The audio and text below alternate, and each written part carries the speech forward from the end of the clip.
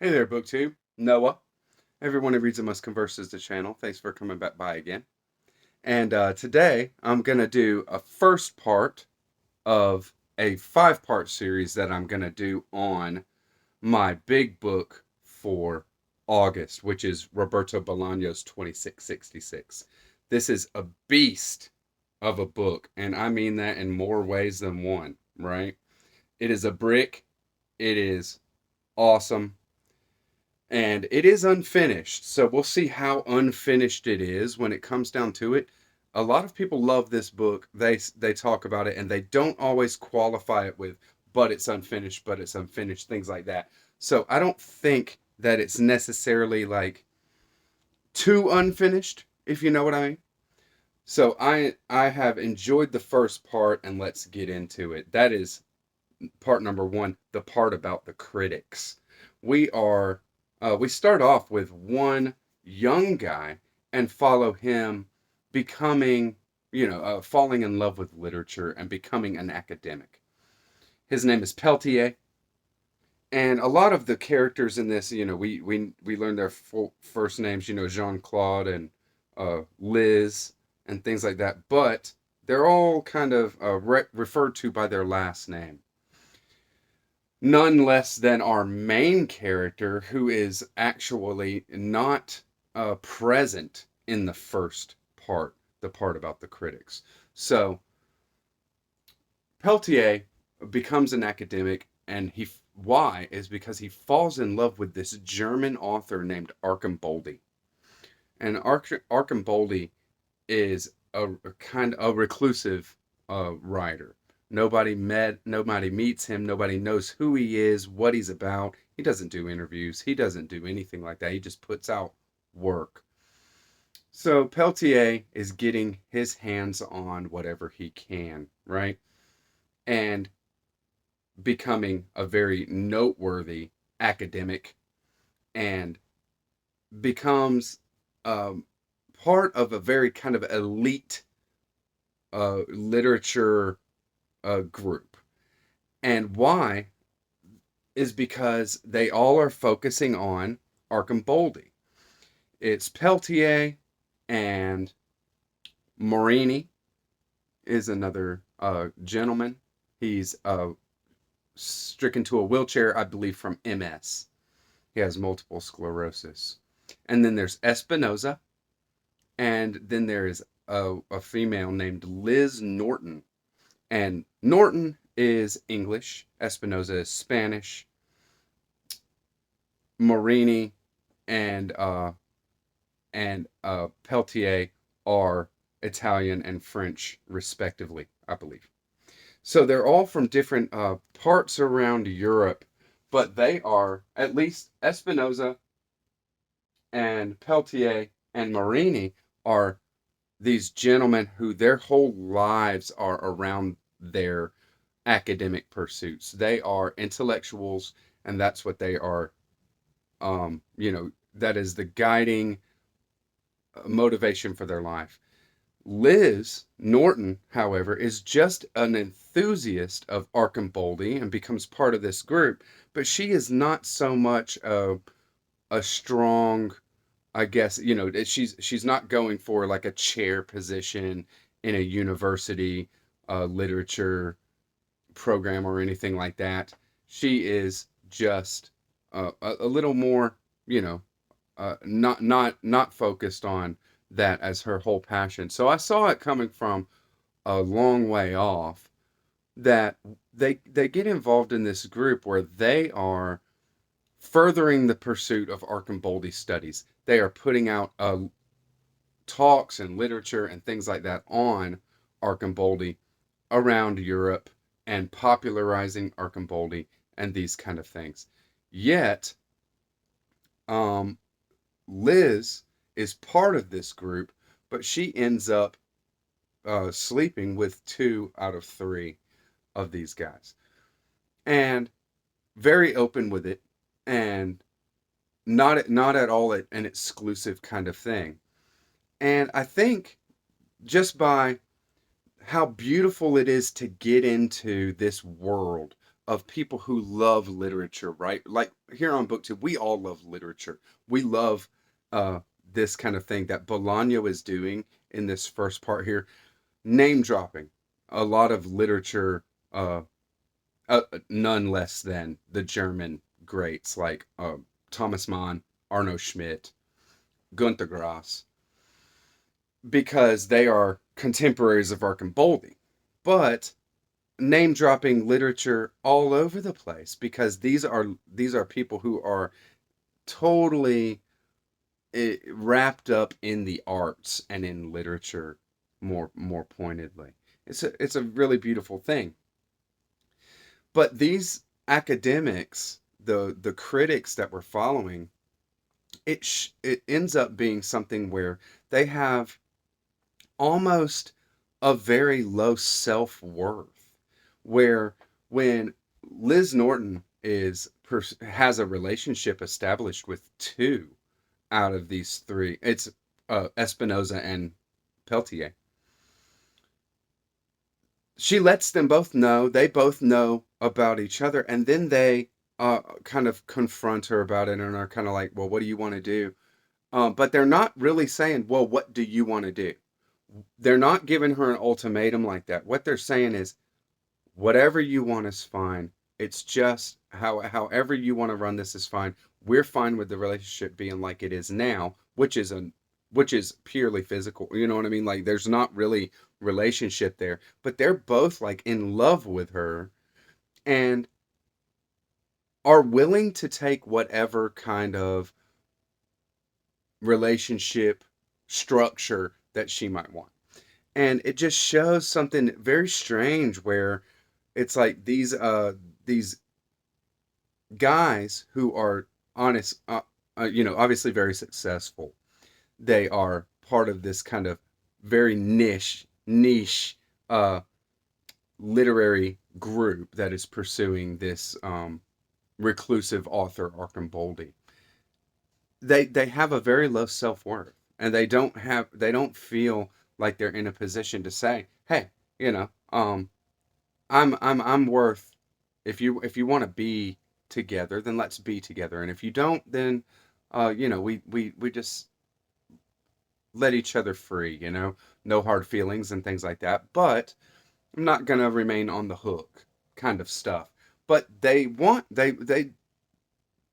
actually want to be on the hook. This kind of thing is a very strange kind of relationship scenario, but not unheard of.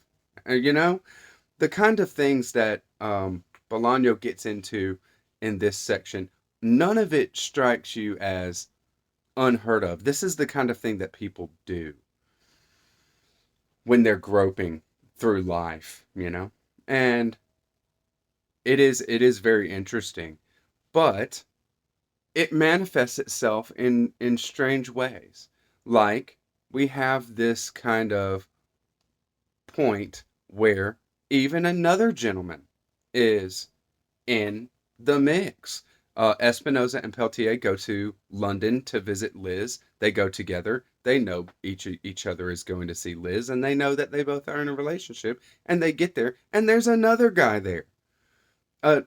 Looks to be a student of Liz's. It's ridiculous, and how it's played, there's no emotions.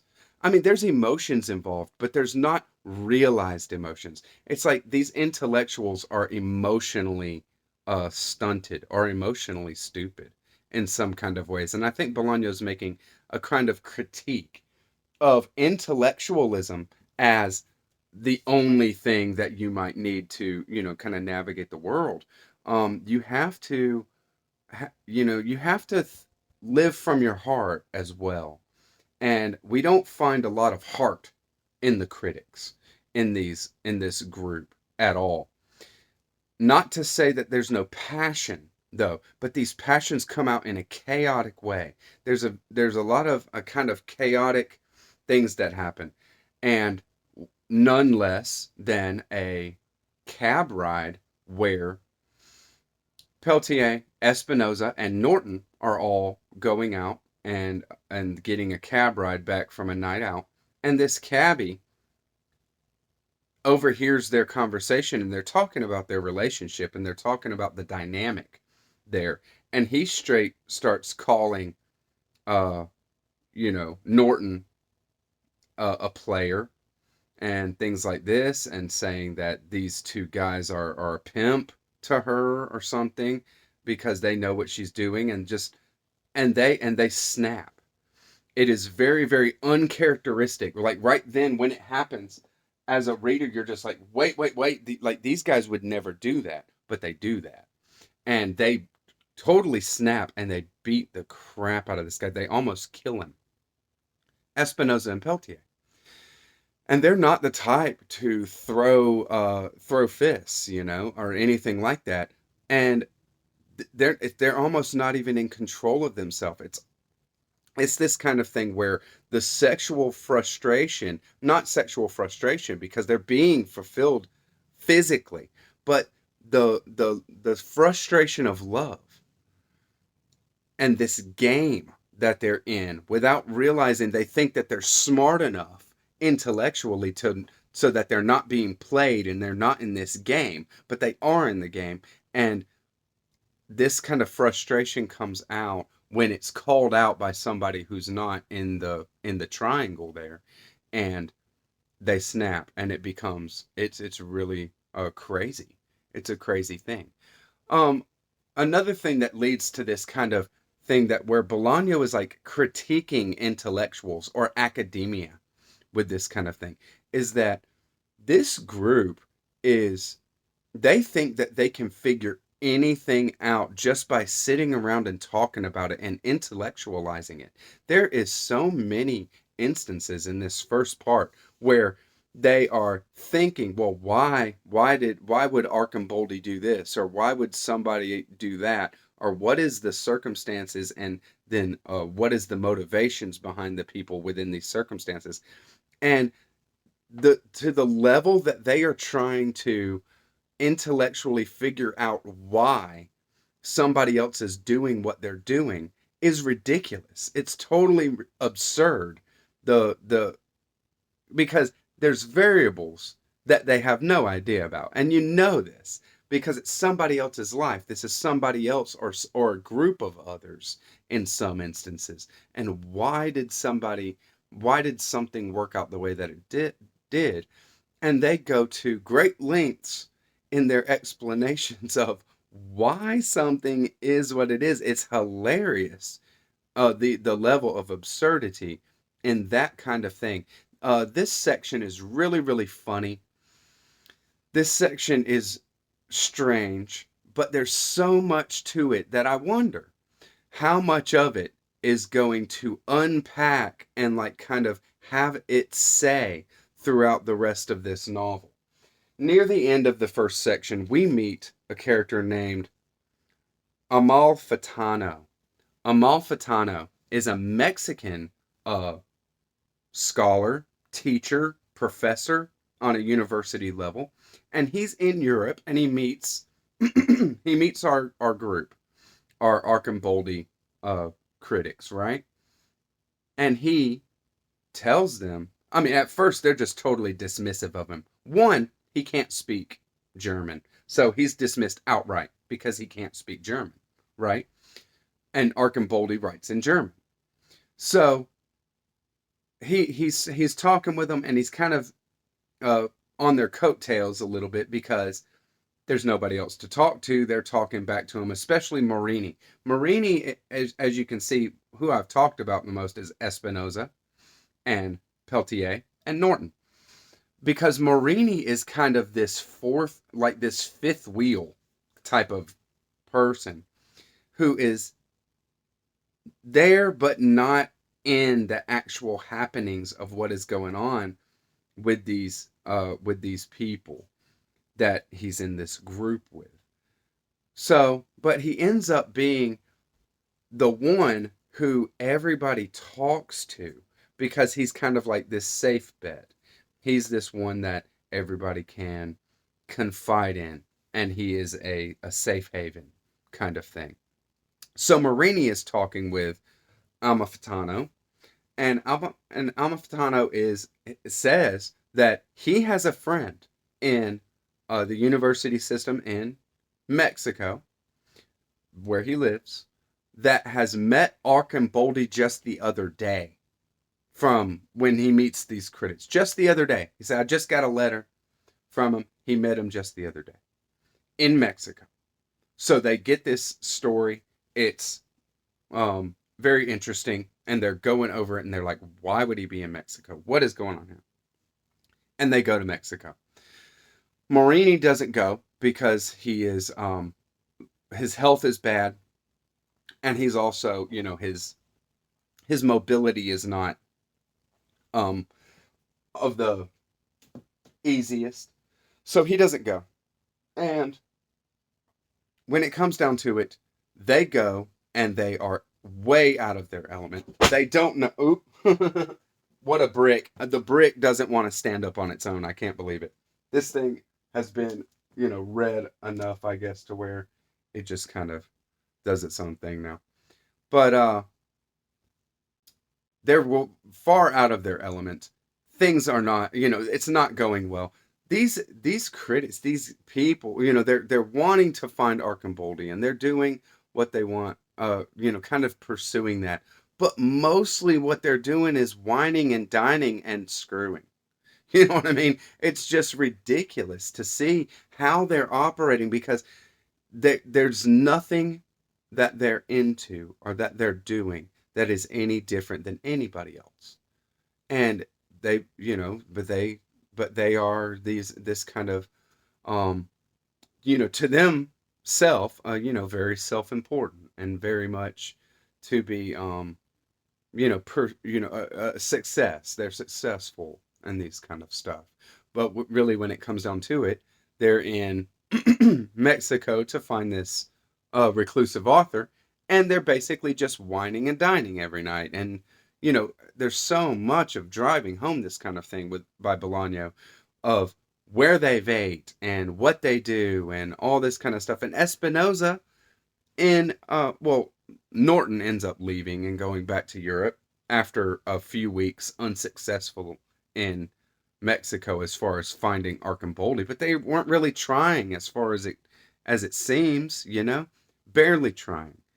And she goes back, and then Espinosa, pursues this girl that he sees on the street in Mexico, and it's just ridiculous.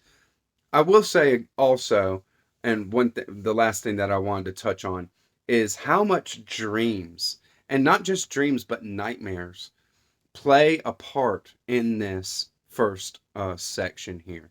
And maybe that will continue. Maybe it's part of something that Bolano is setting up here, where the subconscious or unconscious motivations even are just as much impetus to action as this intellectual pursuit and these people's conscious decisions that they're making.